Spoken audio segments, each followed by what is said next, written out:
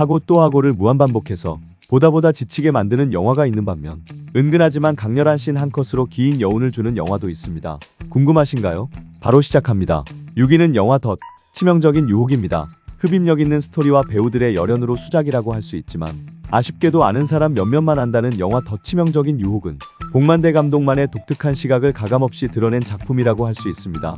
특히 막대 먹은 형 애쉬에서 불량 여고생으로 주목받았던 정민결이 4년 만에 또 한 번 여고생 역할을 맡아 기대감을 높였고 아저씨를 유혹하는 여고생을 주 스토리로 하고 있었던 만큼 보는 아저씨들이 더욱 몰입될 수밖에 없었던 작품인데요.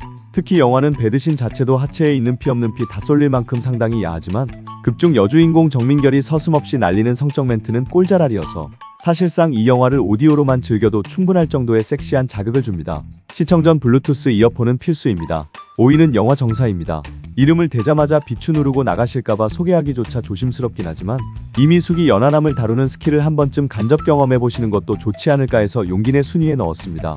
이미숙과 이정재의 파격적인 연기를 예고하며 엄청나게 화제가 됐던 영화 정사는 평범한 중년 여성이 동생이 남자와 이루어질 수 없는 사랑인 줄 알면서도 파멸을 향해 치닫는 스토리를 가지고 있는데요. 10살짜리 아이를 키우는 주부답게 전자오락실과 아이의 학교 지구과학실 등 의외의 장소에서 보여주는 색다른 즐거움이 있는 영화입니다.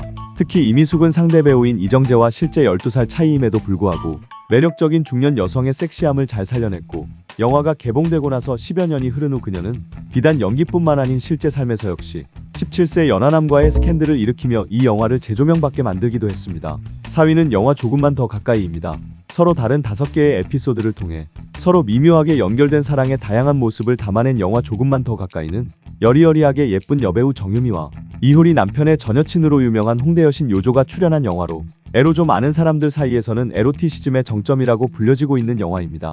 하지만 기대와는 다르게 정유미와 요조는 끝내 그 조금만 더를 보여주지 않았고 예상 밖의 여배우만이 이 영화를 하드캐리하게 됩니다.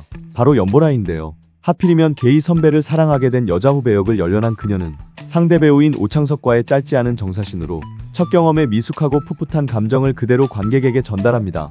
약 10분가량의 롱테이크로 배우들의 숨결 하나하나까지 담아낸 장면은 그 자체로 한국 영화 에로티시즘의 정점을 찍었다고 해도 과언이 아니고 미숙한 듯하지만 나름 앞으로도 하고 뒤로도 하고 심지어 마무리를 냅다 가슴에다 쏟아낸 피날레는 이 인간이 게이가 맞나 싶을 정도로 여주인공도 놀라고 관객들도 놀라는 예상 밖의 명장면입니다. 3위는 영화 바람난 가족입니다. 대한민국의 결혼한 여성이 당하는 일방적인 억압과 희생을 성적 유희로 은유했지만 이는 외도를 정당화한다는 사회적 논란을 일으켰을 만큼 주스토리 자체의 설득력이 상당했던 반면 한편으로는 보는 내내 불편함을 야기하게도 하는 작품입니다.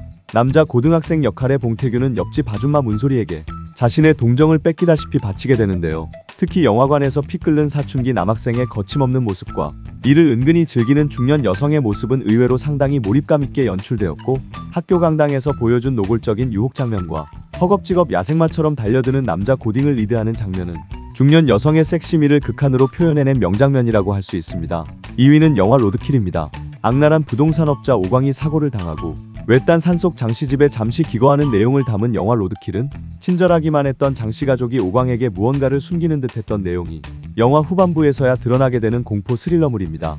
이 영화에는 2명의 여배우가 등장하고 감독은 여지없이 2명을 다 벗겼습니다. 하지만 이 영화의 배드신은 굉장히 기묘한데요. 여배우의 눈빛에는 섹시함보다 오싹함만이 서려있고 남자 배우가 배드신 중 뿌리가 뽑힐 듯한 고통에 몸부림치는 모습은 보는 남성들한테마저도 낭심의 얼얼함을 주게 됩니다. 때문에 이 영화는 정작 배드신보다는 장씨 아내형 연희의 손빨래 장면이 명장면으로 손꼽히는데요. 뭔가 보릴 듯 말 듯하게 연출된 빨래 장면은 자꾸 각도를 틀어서 들여다보게 되고 쭈그려 앉아서 빨래하는 그녀의 자세는 보는 이들에게 무궁무진한 상상력을 더하게 함으로써 오광과 남성 관객들을 혼연일체시켜주게 됩니다. 1위는 영화 함정입니다. 제목과 포스터에서는 전혀 예측조차 할 수 없는 배드신으로만 화제가 되며 스토리 따위는 우주 저 먼 곳으로 날아가 버린 영화 함정은 마동석의 액션 연기도 미스코리아 출신 김민경의 역대급 노출 연기마저도 그저 잠시 접어둬도 무방하리만큼 여배우 지안의 매력 하나만으로도 충분히 즐감하실 수 있는 영화입니다. 지안의 신비감 넘치는 마스크는 영화의 음산한 분위기와 대조되며 더욱 아름답게 그려지는데요.